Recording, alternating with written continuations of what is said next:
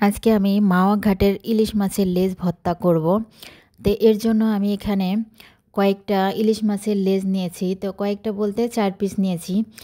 4 piece নেওয়ার পরে আমি এগুলো ভালো করে ফাইড়ে নেব। ফাইড়ে নিলে ভিতরে ময় মশলা আমি ভাজবো, যেহেতু ভালো করে যদি ময় মশলা না ঢুকে তাহলে কিন্তু ভালো লাগবে না, লবণ টবণ যদি না ঢুকে।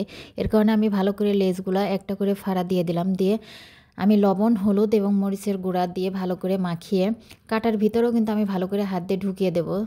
তো আমি ভালো করে মাখিয়ে তারপরে আমি সরিষার তেল দিয়ে এগুলো ভেজে নেব। প্যানের মধ্যে আমি সরিষার তেল দিয়ে দিয়েছি, তারপরে আমি এগুলো ভাজবো।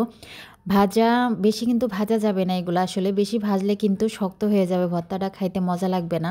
যার কারণে আমি ভাজবো, বেশি ভাজবো না আবার কমও ভাজবো না, অল্প আছে আমি আস্তে আস্তে করে ভাজবো। ভাজা হয়ে গেলে আমি এগুলো পাটার মধ্যে ভালো করে ছেঁচে নেব। ছেঁচে নেওয়ার কারণ হচ্ছে যে এর ভিতরে যে কাঁটাগুলা থাকে, এই কাঁটাগুলা কিন্তু বাছতে অনেকটা সময় লাগে। আর ভালো করে যদি এইভাবে ছেঁচে নেন তাহলে কাঁটাগুলা কিন্তু অনায়াসে উপরে উঠে যায় সবগুলা। এই কাঁটাগুলা বাছতে তো অনেকটা সময় লাগে। আমি বড় বড় কাঁটাগুলা বেছে তারপরে আমি আবার আরেকটু পুঁতা দিয়ে ভালো করে ছেঁচে নেব। ভালো করে আরেকটু ছেঁচলে তারপরে দেখা যায় ছোটো ছোটো কাঁটা যেগুলো, ওগুলো উপরে ভাইসে আসে। আর এর কারণে ভালো করে যত ছেঁচবেন আর এটা ভর্তা করতে কিন্তু সুবিধা হবে, কারণ গুঁড়া গুঁড়া হবে। আর বাচ্চা যেহেতু খাবে তাহলে কাঁটা ভালো করে বাছতেই হবে। এদিকে আমি আগে সরিষার তেলের ভিতরে কয়েকটা শুকনো মরিচ ভেজে নেব ভর্তা করার জন্য।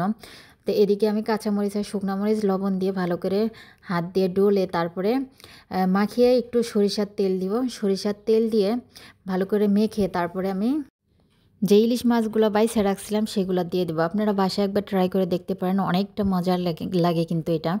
তো ভালো করে মাখানো হয়ে গেলে এর ভিতর আমি আরেকটা স্পেশাল জিনিস দেবো, সেটা হচ্ছে আমি যে তেলে লেজগুলো ভাজছিলাম সে তেল দিয়ে দিবে একটু। আর মাওয়া ঘাটে কিন্তু এই তেলটা দেয় দেখে কিন্তু এতটা মজা লাগে। আমার ভিডিও যদি ভালো লাগে অবশ্যই আমার পাশে থাকবেন। সবাই ভালো থাকবেন, সুস্থ থাকবেন। আল্লাহ হাফেজ।